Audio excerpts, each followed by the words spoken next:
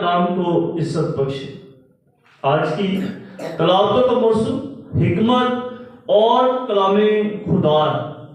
جب ہم حکمت کی بات کرتے ہیں تو خدا کے پاک کلام میں بھی حکمت کی ایک پوری کتاب بیان کی گئی ہے، اور اگر آپ اس کتاب کو پڑھیں تو اس میں حکمت کے حوالے سے بہت ساری باتیں جو ہیں وہ حکمت کی اس کتاب میں درج ہیں۔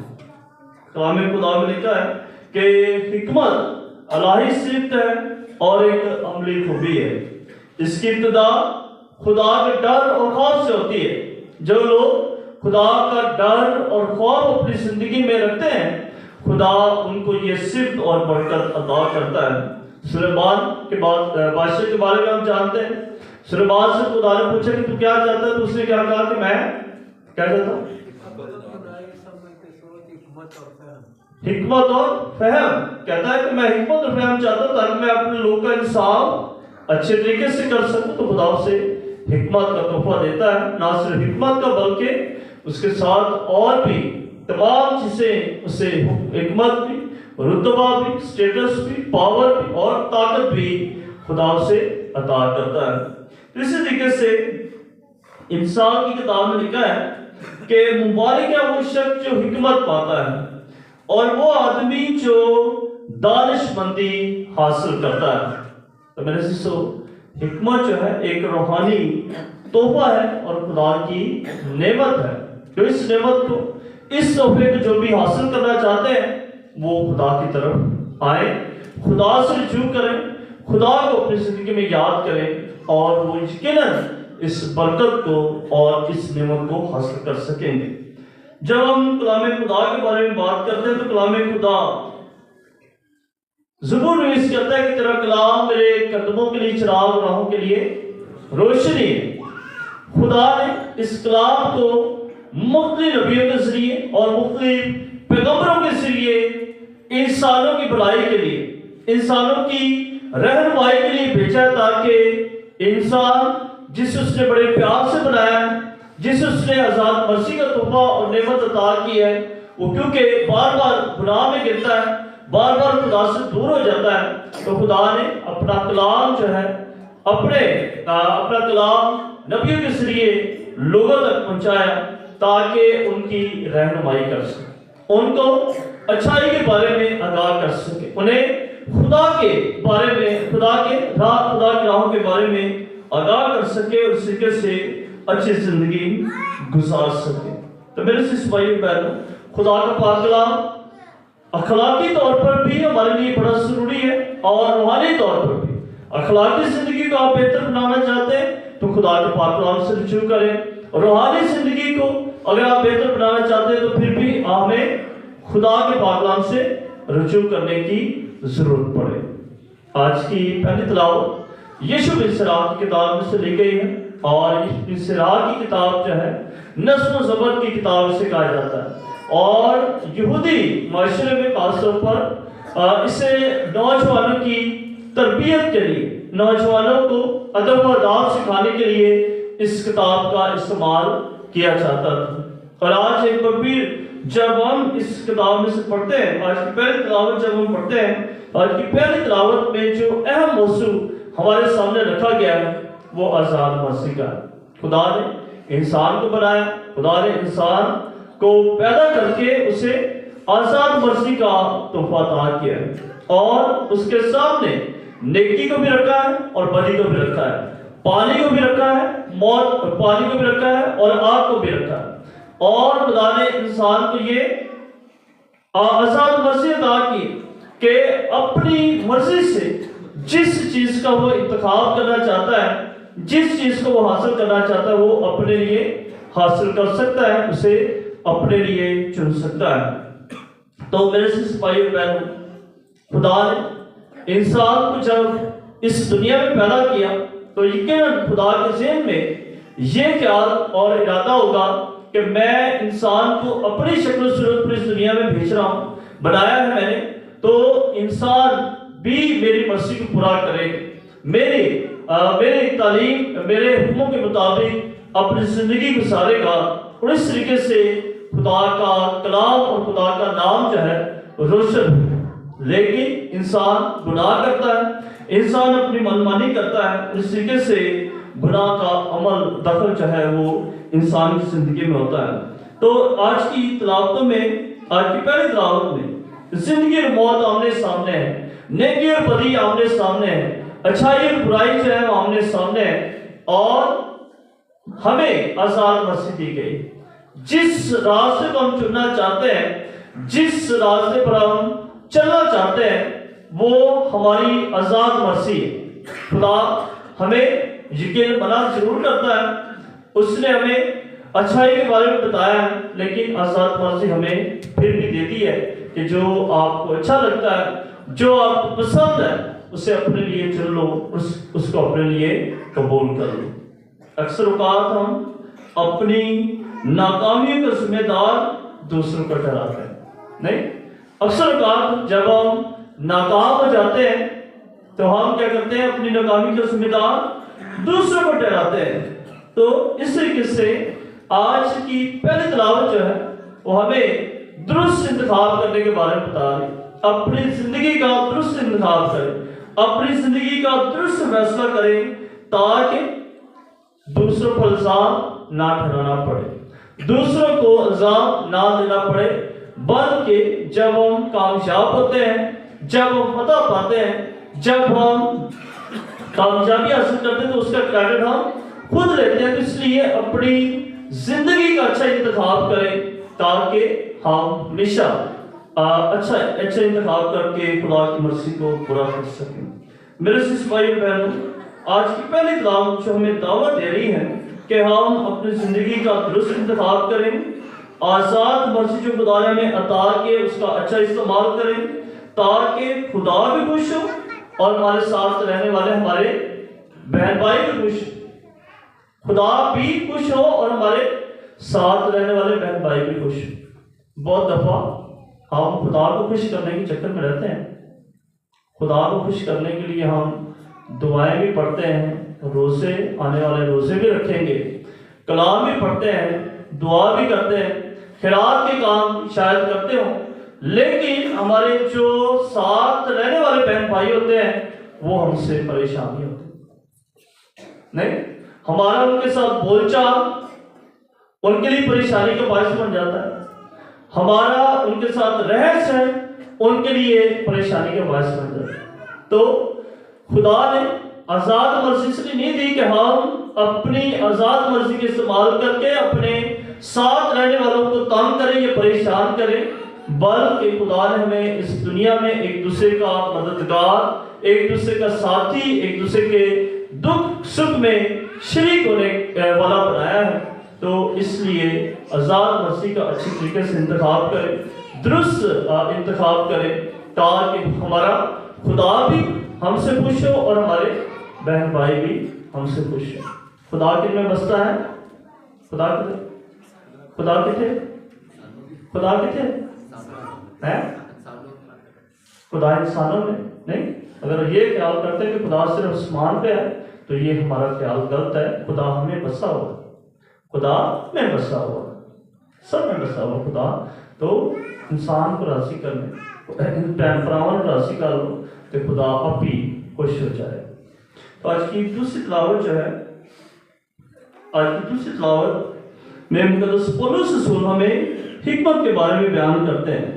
پہلے اگر پچھلے اتوار کی تلاوت اگر آپ کو یاد ہو تو اس میں بھی کہتا ہے کہ میں خدا کی حکمت کو بیان کرتا ہوں، میں آدمیوں کو لبانے کے لیے نہیں یا آدمیوں کو خوش کرنے کے لیے کلام نہیں کرتا، بلکہ میرا کلام جو ہے خدا کی مرضی کو پورا کرنے کے لیے ہے۔ میں خدا کی حکمت اور خدا کی مرضی کو اس دنیا میں پورا کرتا ہوں۔ تو اس لیے لوگ اگر ناراض ہوتے ہیں، لوگوں کو اگر میرا کلام پسند نہیں آتا تو کوئی بات نہیں، لیکن میں خدا کی مرضی کو پورا کرنا چاہتا ہوں، خدا کی مرضی کو پورا کرنے کے لیے آیا ہوں اور میں نے خدا کی مرضی کو ہی پورا کرنا ہے۔ تو آج ایک بار پھر وہ الہی حکمت کی بات کرتا ہے کہ جو حکمت خدا نے مجھے دی ہے، جو حکمت مجھے خدا نے عطا کی ہے، میں نے اسے بیان کرنا ہے، میں نے اسے ہی لوگوں کو بتانا ہے۔ اور پھر جب خدا کی حکمت ہوگی، خدا کا کلام ہوگا، تو پھر وہ کیا ہوگا؟ خدا کا کلام کیا ہوگا؟ سچا ہوگا۔ خدا کا کلام سچا بھی ہوگا اور کڑوا بھی ہوگا۔ خدا کا کلام جو ہے وہ ضرب لگانے والا بھی اور شاید دلوں کو چھیدنے والا بھی ہو، برا بھی شاید لگے، تو کہتے کہ میں خدا کا کلام ہی بیان کرنا ہے، میں نے خدا کے کلام کو ہی میں نے بیان کرنا۔ اور جنہوں نے خدا کے کلام اور خدا کی حکمت کو اپنا لیا ہے یا جن کی سمجھ میں آ گئی ہے، ان کی زندگی بدل گئی ہے، ان کا رہن سہن بدل گیا، ان کا طور طریقہ جو ہے وہ بدل گیا ہے۔ جن لوگوں کی زندگی، جن لوگوں کو خدا کی حکمت اور خدا کے کلام کی سمجھ نہیں آئی ہے، ان کے سامنے خدا خود کلام بیان کرتا رہا ہے، لیکن ان کی سمجھ میں نہیں آئی اور انہوں نے کیا کیا؟ خدا کو مسلوب کر دیا۔ بات حق اور سچ کی یسوع کرتا رہا ہے، بات انصاف کی کرتا رہا ہے اور لوگوں کو خدا کے قریب لے کر آنے کی کرتا رہا ہے، لیکن یہ بات بہت سارے لوگوں کی سمجھ میں نہیں آئی۔ انہیں لگا کہ یہ بات ہمارے خلاف ہے، یسوع ہمارے خلاف ہے، یسوع مسیح ہمارے خلاف ہے، اور کیا کہ انہوں نے اسے مسلوب کر دیا۔ تو میرے عزیز بھائی بہنوں، آج کی دوسری تلاوت میں ہمیں جو دعوت دی جا رہی ہے کہ ہم خدا کے اس کلام کو اپنی زندگیوں میں سمجھنے کی کوشش کریں، خدا کے اس کلام کو اپنی زندگیوں میں سمجھنے کی کوشش کریں۔ بڑی افسوسناک بات یہ ہے کہ ہم اس اکثر لوگ جو ہے خدا کا کلام نہیں پڑھتے ہیں۔ بہت ہم اپنی دوسری ایکٹیویٹیز میں اور دوسرے کاموں میں مشغول رہتے ہیں، مصروف رہتے ہیں، ٹائم ہونے کے باوجود بھی ہمارا جو جواب ہوتا ہے دوسرے لوگوں کو کیا ہوتا ہے کہ ہم بہت بزی، اور اسی بزی پن کی وجہ سے یا ہم نے اپنے آپ اس طریقے سے بنا لیا، ہم میں سے اکثر لوگ خدا کا کلام نہیں پڑھتے، خدا کے پاک کلام کو پڑھنا پسند نہیں کرتے۔ اکثر پہلے مائیں جو ہوتی تھی، ابھی بھی شاید ایسا ہے کئی گھروں میں، مائیں جو ہے وہ تمام بچوں کو اکٹھا کر کے دعا کرتے ہیں، شام کو سب بچوں کو اکٹھا کر کے دعا کرتے ہیں، آج جی دعا پڑھیے، روزری پڑھیے، یا کلام خدا کو پڑھے، یہ کلام دعا کرے۔ تو بچے جو ہے وہ بیزار ہونا شروع ہو جاتے، پریشان ہونا شروع ہو جاتے۔ میں خود جب چھوٹا تھا تو میری والدہ بہت سخت دعا کے معاملے میں بڑی سخت ہوا کرتی تھی، اور ہر روز جو ہے ہمیں دعا لازمی تھی، روٹی اس کے بعد ہی ملتی ہوتی تھی۔ تو کئی دفعہ دل نہیں کرتا تھا دعا کرنے کے لیے، تو میری امی جو تھی وہ مارا بھی کرتی تھی، تو جس دن دعا نہیں کرتے تھے مار پڑ جاتی تھی۔ تو اس طریقے سے میں سمجھتا ہوں کہ یہ چیزیں اس وقت تو بری لگی، لیکن بعد میں اس کا احساس ہوا کہ واقعی دعا کے ساتھ لگن مانے لگوائی، اور آج میں خدا کا قائم۔ تو اس طریقے سے میرے سے خدا کے پاک کلام کو پڑھنے کی، سمجھنے کی ضرورت ہے۔ یہ کتاب جو ہے بیش قیمت، یہ زندگیاں بدلنے کی طاقت رکھتی ہیں، یہ انسان کو بدلنے کی طاقت رکھتی ہے۔ تو اس لیے ان دنوں میں خاص طور پر جب ہم روزوں کے موسم میں داخل ہوں گے، روزوں کے موسم میں اس میں دعا کا ایک پہلو بھی ہے۔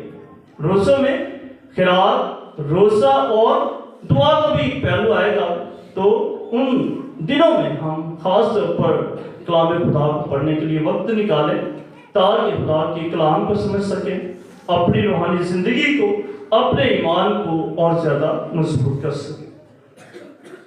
آج کی انجیل مقدس میں بہت ساری باتیں جو ہے ہمارے سامنے رکھی گئی ہیں، اور ان تمام باتوں میں ہماری توجہ اور ہمارا دھیان جو ہے وہ گناہ کی جانب مبذول کروایا گیا ہے کہ گناہ کس طریقے سے ہماری زندگی میں داخل ہوتا ہے۔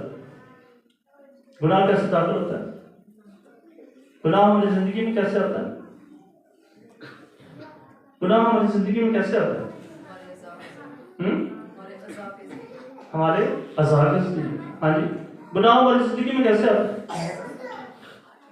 گناہ ہماری زندگی میں کیسے آتا ہے؟ جب ہم اس کا ارادہ کرتے ہیں، جب ہم اس کی خواہش کرتے ہیں، تو ارادے اور خواہش سے کوئی بھی چیز آپ کی زندگی، گناہ بھی ہو یا کوئی اچھائی بھی ہو، نیکی بھی ارادے اور خواہش سے آپ کی زندگی میں آتی ہے، اور گناہ بھی جب آپ ارادہ کسی چیز سے کر لیتے ہیں برائی کرنے کا، گناہ کرنے کا، جھوٹ بولنے کا، غصہ کرنے کا، کوئی بھی کام جب کر لیتے ہیں، کسی کا ارادہ کر لیتے ہیں، تو پھر وہ آپ کی زندگی میں داخل ہو جاتا ہے۔ تو کوئی بھی، یسوع مسیح بھی کیا کہتے ہیں کہ کوئی بھی بیرونی چیز جو ہے وہ انسان کو گناہ کی طرف مائل نہیں کرتی، لیکن جو اندری چیزیں وہی آپ کو گناہ کی طرف مائل کرتی ہیں۔ تو میرے بھائی بہنوں، آج کی انجیل مقدس میں بہت ساری چیزیں جو ہمارے سامنے رکھی گئی ہیں، جن میں سے ہمیں چناؤ کے بارے میں بتایا گیا، جن میں سے ہم نے انتخاب کرنا ہے۔ پہلی بات جو بتائی گئی، یسوع مسیح کہتے ہیں کہ میں شریعت کو پورا کرنے آیا ہوں، ہمیں بھی دعوت دی جاتی ہے کہ ہم بھی شریعت کو پورا کریں۔ دوسری بات جو بتائی گئی ہے کہ بھائی کے بارے میں، کہ جو کوئی اپنے بھائی کو غصے ہوگا، اس کو راکا کہے گا، اسے احمق کہے گا، وہ جہنم کی آگ کا سزا ہوگا۔ تو غصے کی پہلی جو حالت ہے غصے کی، غصے میں انسان جو ہے وہ اندھا بھی ہو جاتا ہے اور بہرا بھی ہو جاتا ہے۔ جب آپ غصہ کرتے ہیں تو کیا کرتے ہیں؟ جب آپ غصہ کرتے ہیں کیا کرتے ہیں؟ جب آپ غصہ کرتے ہیں تو کیا کرتے ہیں؟ آپ نے گناہ، ہاں جی، گناہ پکا ہی ہے۔ جب آپ غصہ کرتے ہیں تو آپ نے مشاہدہ کیا ہوگا، دیکھا بھی ہوگا، اکثر ہم غصہ کرتے ہی ہیں۔ ہمارے پاس کوئی انسان کھڑا، ہم چیخ چیخ کر باتیں اس سے کر رہے ہوتے ہیں، نہیں چیخ چیخ باتیں کر رہے ہوتے ہیں، کیوں؟ اس وقت ہم خود بہرے ہو گئے ہوتے ہیں، ہم خود بہرے ہو گئے ہوتے ہیں، ہمیں خود سمجھ نہیں آ رہی ہوتی۔ تو اس لیے جب اس سے کئی دفعہ بات چیت کر کے چلے جاتے ہیں، جو بھی بات چیت کرتے، بعد میں جب اسے بتایا جاتا ہے کہ آپ نے یہ باتیں کہی ہیں، آپ نے یہ کہتے ہیں، اچھا میں نہیں کرتی ہیں، مجھے تو اس ٹائم پتہ ہی نہیں لگتا۔ کیوں؟ کیونکہ ہم خود اس ٹائم بہرے ہو جاتے ہیں، ہم خود اس ٹائم جو ہے وہ آنکھوں سے اندھے ہو جاتے ہیں۔ تو اس لیے جب غصہ جو ہے تو ہمیں خدا سے بھی دور لے کر جاتا ہے اور انسانوں سے بھی دور لے کر جاتا ہے۔ غصہ جو ہے وہ دیواریں کھڑی کر دیتا ہے، غصہ رشتوں کو توڑ دیتا ہے، غصہ جو ہے وہ ہماری زندگیوں میں ٹوٹ پھوٹ کا شکار بن جاتا ہے۔ اس لیے آج ہمیں پہلی جو دعوت دی گئی ہے کہ ہم نے اپنی زندگی میں دیکھنا ہے کہ ہم نے غصے کا چناؤ کرنا ہے، یہ غصے کو اپنانا ہے یا خدا کی محبت کو اپنی زندگی میں اپنانا ہے۔ روزوں کے ایام میں ہمیں خاص طور پر دعوت دی جاتی ہے کہ ہم توبہ کریں، تبدیلی کو اپنی زندگی میں لے کر آئیں۔ تو اسی لیے میں سمجھتا ہوں کہ آج کی جو پہلی آج کی انجیل مقدس ہے ہمارے سامنے رکھی گئی ہے کہ ہم اپنی زندگی کا معائنہ کریں، اپنی زندگی کو پرکھیں اور جانچیں کہ ہم روزوں کے بابرکت ایام میں داخل ہونے والے ہیں۔ اگر یہ تمام چیزیں ہماری زندگی میں پائی جاتی ہیں تو پھر روزوں کے ایام میں داخل ہونے کا کوئی فائدہ نہیں، روزوں کے ایام میں داخل ہونے کا کوئی فائدہ نہیں۔ روزوں کے ایام جو ہے وہ ایک جیسے چھاننی کی حیثیت رکھتے ہیں، جس میں ہم جب اپنے آپ کو ڈالتے ہیں تو انسان کی جو اصل شخصیت ہے وہ نکلتی جو ہے چھن جاتی ہے اور جو برائی ہے وہ اوپر رہ جاتی ہے۔ تو میرے سسو اپنے آپ کو پاک صاف کرنے کے لیے اور اپنے آپ کو اپنا خدا کی پاکیزگی اور برکت کو اپنی زندگی میں حاصل کرنے کے لیے ہمیں اپنے آپ پر غور کرنے کی، اپنے آپ کو بدلنے کی اور اپنے آپ کو خدا کے سپرد کرنے کی ضرورت ہے۔ تو آج کی انجیل مقدس ہمیں انجیل مقدس کی پہلی تلاوت بھی اچھے انتخاب کی دعوت دیتی ہے کہ ہم اپنی زندگی میں اچھا انتخاب کریں، اپنی زندگی میں اچھا چناؤ کریں، وہ چناؤ جو خدا کی پاک مرضی کے مطابق ہو، وہ چناؤ جو خدا کے نام کو عزت اور جلال دینے کے لیے ہو، وہ چناؤ جس سے ہم دوسرے بہن بھائیوں کا بھی خیال کریں اور ان کو بھی ان کے لیے بھی تکلیف کا باعث نہ بلکہ ان کے لیے برکت کا اور ان کے لیے شفقت کا وسیلہ بنے۔ تو میری آپ سب کے لیے دعا ہے کہ خداوند آپ سب کو بڑی برکت عطا کرے اور آج کے پاک کلام کی وسیلہ سے خداوند آپ کو یہ فضل و برکت عطا کر کے آپ اپنی زندگی میں خدا کی پاک مرضی اور خدا کے کلام کا چناؤ کر کے آنے والے دنوں کے لیے اپنے آپ کو اچھے طریقے سے تیار کر کے خدا کی مرضی کو اس دنیا میں پورا کریں۔ خداوند آپ سب کو آج کے پاک کلام کے وسیلہ سے بڑی برکت عطا فرمائے، مسیح ہمارے خداوند کے وسیلہ سے آمین۔